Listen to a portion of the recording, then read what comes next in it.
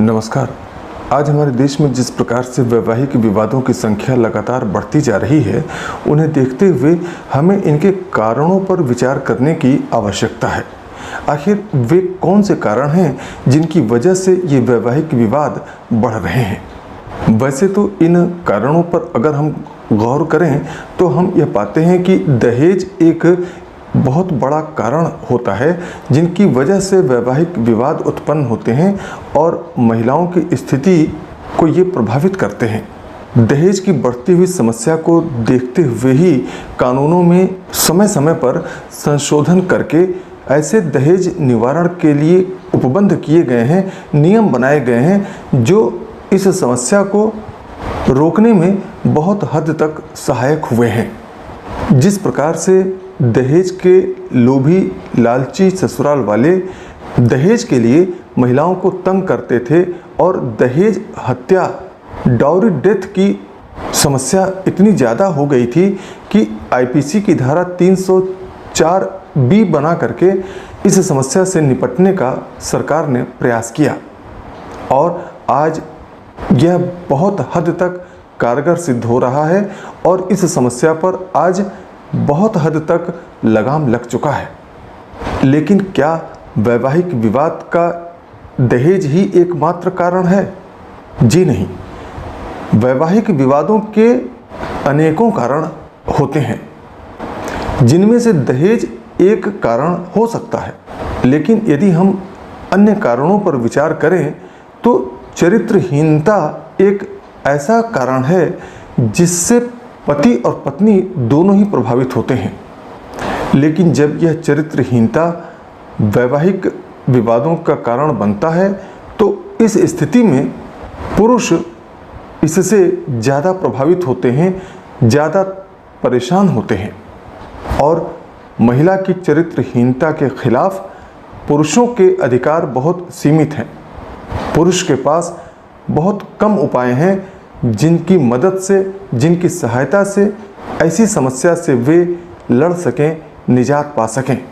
आज इसीलिए देश में पुरुष आयोग बनाने की मांग बड़े जोर शोर से चल रही है। उदाहरण के लिए मान लीजिए कि पति अगर चरित्रहीन हो जाता है तो पत्नी के पास यह अधिकार होता है कि वह ऐसे पति से अलग रह सके और अलग रहते हुए भी पति से वह भरण पोषण ले सकती है और अपना जीवन यापन कर सकती है। लेकिन यदि पत्नी चरित्रहीन हो जाए तो ऐसी स्थिति में पति के पास क्या विकल्प रहते हैं? चरित्रहीनता को साबित करना बहुत आसान नहीं होता है।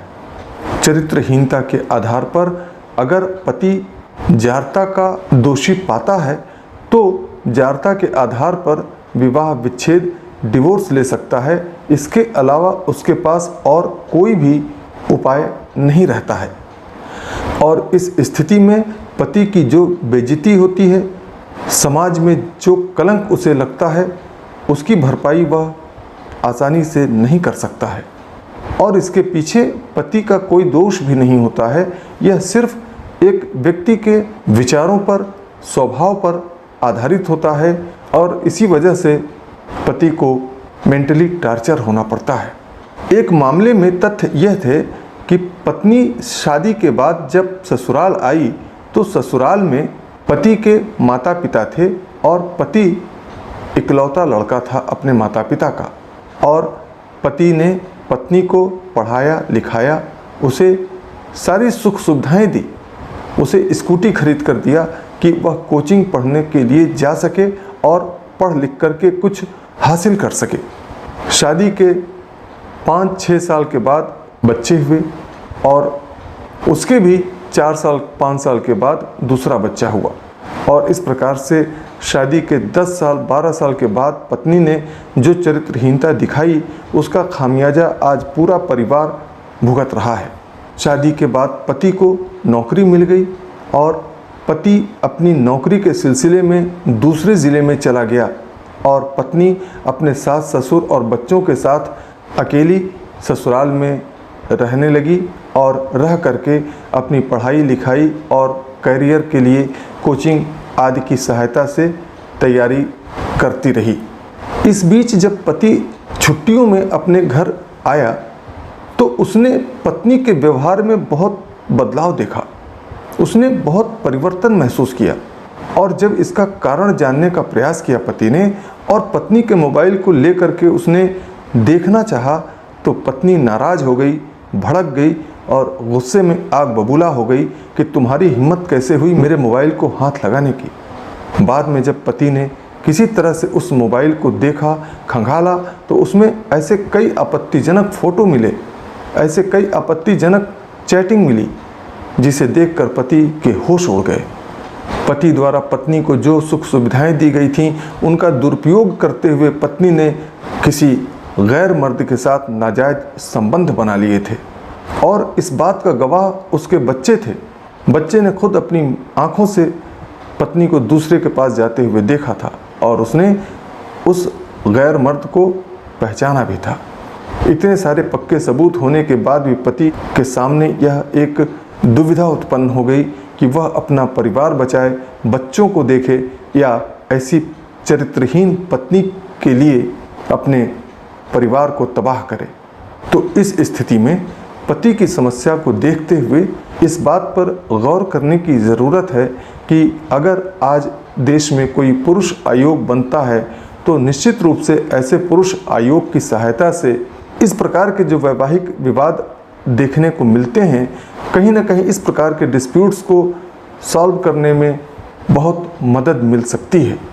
इसलिए आज यह बहुत ज़रूरी है कि एक पुरुष आयोग बनाने की तरफ सरकार ध्यान दे, और जिस प्रकार से महिला आयोग का गठन किया गया है उसी प्रकार से पुरुष आयोग का भी गठन भारतवर्ष में होना चाहिए। आगे के वीडियो में हम वैवाहिक विवादों के संबंध में और भी चर्चाएं करेंगे।